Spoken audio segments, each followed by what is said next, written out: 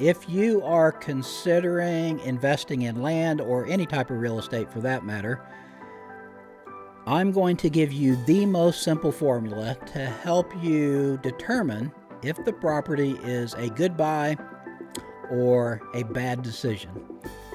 And the reason I'm sharing this with you today is because of a conversation I had a few days ago. I had a young man called me and he said, I'm looking at this condo. It was about $150,000. He had saved up enough money to pay cash for it, but he said, I did the calculations, what estimated monthly rent would be, and it's going to take me forever. It's going to take years before I collect enough rent to get my $150,000 back before I ever start making a profit. Now, some of you might chuckle at this. I didn't, because when I was 20-something years old, I thought the exact same way. You see, what's sad is nobody teaches any of us how investing works, how to run a calculator to determine what's a good investment and what isn't. So, here's what I want to share with you. Write this down if you want to. Purchase price of the property minus expenses, which could be taxes, insurance, maintenance costs, things like that. There might be some other fees in there, that might apply, but I want to keep this really simple. So purchase price minus expenses plus income, which is probably going to be rental income, equals your net income annually. Take that net income and divide it by the purchase price of the property. That's going to give you a percentage, and that percentage could be 1%, 2, 3, 5, 10%. The higher that percentage is, the higher the return on investment.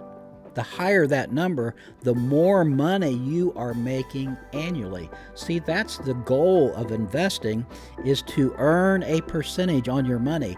No matter what you're investing in, whether it's real estate or stocks or bonds or any type of investment, it could be art, right? But the higher that percentage is, the better the investment, because it is cash flowing every single month and annually. Purchase price minus expenses plus income equals net income divided by the purchase price to give you a percentage of return on investment. Now see, the young guy that called me, he thought that if I take my $150,000 out of the bank and I put it over here in this condo, I don't have my $150,000 anymore. But that's not really accurate. All that you're doing is moving your $150,000 from here over to here into this condo. Real estate has a history of appreciating, and hopefully that condo will appreciate for this young man. So not only is he able to have an annual return on investment, he also has a property that is appreciating. Now, there's many variables into this. Full disclosure, I'm not a financial advisor. I'm not an investment strategist. I am a real estate agent that has specialized in helping a lot of investors over the years, especially with big farm tracts, but I've managed to learn from those professionals and how they operate and how they invest.